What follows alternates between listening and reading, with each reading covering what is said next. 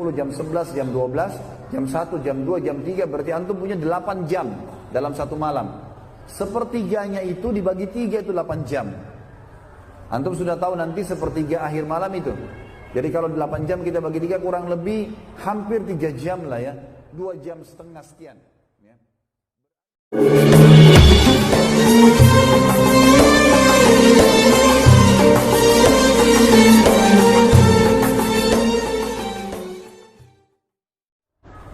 Maksimalkan waktu dan tempat mustajabnya doa.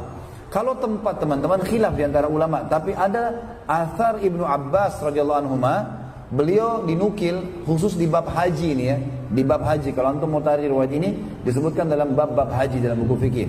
Ibnu Abbas menyebutkan bahwasanya termasuk tempat mustajab adalah multazam. Multazam dari Hajar Aswad ke pintu Ka'bah. Ini yang disebut multazam. Dan Ibnu Abbas seringkali kalau tawaf mampir untuk berdoa di situ. Dan beliau mengatakan antara ya, di multazam doa mustajab. Statement beliau ini bukan dari hadis tentunya, gitu kan? Ini yang pertama. Yang kedua teman-teman sekalian, sebagian ulama masukkan Masy'aril Haram, Mina, Muzdalifah, Arafah. Sampai Nabi SAW mengatakan afdal doa itu ada di Arafah. Karena Allah membebaskan banyak sekali hambanya dari api neraka pada saat itu, mohonlah bebas dari api neraka.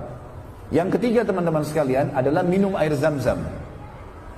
Ini dihitung tempat, karena kita minum di tempat, baik itu di Masjid Haram, kita minum di rumah, kita lagi minum dihitung kayak minum di tempat, ya. Maka ini juga mustajab doa. Kalau ini hadisnya sahih, sebagaimana sabda Nabi SAW, Zam-Zam liman syuribalah. Zam-Zam sesuai dengan niat orang yang meminumnya.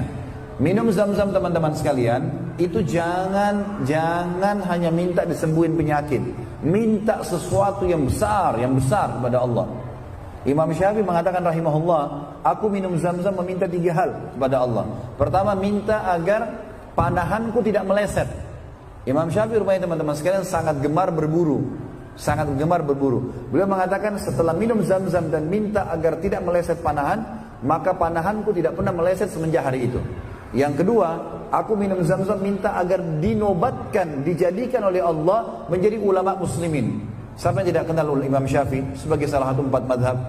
Dan yang ketiga, aku minum Zam-Zam minta dimasukkan ke dalam surga.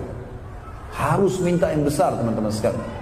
Dan Zam-Zam ini mumpung antum di sini, antum bisa jangkau, bisa beli, minum teman-teman. Kalau bisa jadikan Zam-Zam minuman sehari-hari. Ini teman-teman di Saudi, kalau saya di Saudi saya tekankan sekali, antum jangan minum air biasa, minum Zam-Zam terus sudah. Karena itu luar biasa. Banyak orang kalau di Indonesia ya, pulang dari umroh Zam-Zam disimpan di gudang 10 tahun tidak diminum. Untuk apa ini? Ya. Harusnya diminum, dipakai, ya. Dipakai teman-teman sekalian. Nah ini tempat. Kita masuk ke waktu. Ada banyak waktu teman-teman. Yang pertama adalah sepertiga malam yang sudah masyhur. Sepertiga malam cara menghitungnya teman-teman dari maghrib itu, dari maghrib, azan maghrib, kayak kita di sini misalnya jam 7 malam ya, kurang lebih jam 7, azan subuhnya misalnya jam 3. Antum sini jam 3 kan ya? 3.16 ya. Baik, anggap jam 7 sampai jam 3. Nah ini, waktu ini, jam 8, jam 9, jam 10, jam 11, jam 12, jam 1, jam 2, jam 3, berarti antum punya 8 jam dalam satu malam. Sepertiganya itu dibagi 3 itu 8 jam. Antum sudah tahu nanti sepertiga akhir malam itu. Jadi kalau 8 jam kita bagi 3 kurang lebih hampir 3 jam lah ya. 2 jam setengah sekian ya. Berarti kalau subuh sekarang jam 3.16, sepertiga malam itu jam 12 malam ke atas antum di sini. Mulai jam 1 malam itu sepertiga malam. Nah ini waktu mustajab doa. Ini yang disebutkan dalam hadis Nabi SAW. Kalau tertinggal sepertiga malam, Allah Azza wa Jalla turun ke langit bumi dan bertanya kepada para malaikatnya, adakah yang memohon saya berikan, adakah yang minta tolong saya tolong, adakah yang beristighfar saya ampuni. Yang kedua pada saat sujud. Pada saat sujud, sabda Nabi SAW dalam hadis Bukhari, aqrabu abdun ila rabbi wa huwa sajid fa akthiru fihi du'a. Dan pada riwayatnya dikatakan begitu. Paling dekat seorang hamba dengan Allah pada saat yang sedang sujud, perbanyaklah doa pada saat itu. Dalam hadis Imam Ahmad juga disebutkan, kata Nabi SAW, kalau kalian ruku, agungkan Allah. Kalau kalian sujud, perbanyak doa. Karena sangat jarang doa ditolak pada saat sujud. Khilaf di antara ulama tentang masalah membaca doa ini. Yang paling dekat dengan hal yang kita anggap insya Allah dalilnya paling kuat, doa-doa kalau sholat wajib sudah ada penekanannya. ada doa-doanya. Antum jangan ganti doa itu. Ada doa-doa sujud ya, diajarkan oleh Nabi SAW cukup banyak. Ada 6 macam. Ada subhana rabbil a'la, ada subhana rabbil a'la wa bihamdi, ada subuhun qudusun rabbul malaikati war ruh, ada subhanallahi dzil jabaruti wal malakuti wal kibriyai wal azama, ada subhanakallahumma bihamdika allahumma ighfirli, yang terakhir Allahumma laka sajadtu wa bika amantu wa laka aslamtu sajada wajhi alladhi khalaqahu wa sawwara fatabarakallahu rabbul alamin. Nah, ini yang kita amalkan teman-teman di salat wajib. Kalau salat sunnah antum boleh tambah doa. Di sholat sunnah boleh tambah doa. Ini diambil daripada perilaku Sufyan ats-Tsauri rahimahullah, seorang ulama tabi'in yang masyhur. Ini mendapatkan julukan Sajjad, orang yang kalau sujud di sholat sunnah nggak pernah angkat kepalanya sampai hajatnya selesai. Maka ini termasuk teman-teman sekalian hal yang mendasar dan mesti difahamin. Tinggal khilaf di antara ulama juga tentang masalah bolehkah menyebutkan bahasa masing-masing dalam sujud atau harus bahasa Arab. Ini juga khilaf di antara mereka. Tapi ini yang dibahas di sholat sunnah ya. Sholat wajib mutlak tidak boleh. Antum baca doa yang sudah ada dalilnya. Kalau sholat sunnah berbeda. Ada hadis Nabi SAW, Al-mar'u maliku li nafilatihi. Seseorang pemilik sholat sunnahnya, gitu kan. Sholat sunnah itu bisa antum duduk atau berdiri tanpa sebab. Antum mau sholat ba'da isya, tidak capek, tidak apa, saya mau duduk aja deh, boleh kalau sholat sunnah. Tapi ingat sabda Nabi, sholat duduk setengah pahala orang berdiri. Tidak boleh, tapi setengah, gitu kan. Makanya harus diperbaiki, difahami teman-teman sekalian.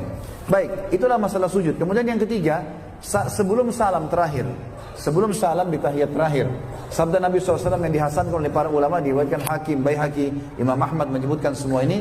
Kata Nabi SAW setelah mengajarkan sahabat doa-doa sebelum salam, mengatakan falyad'u ma yasha.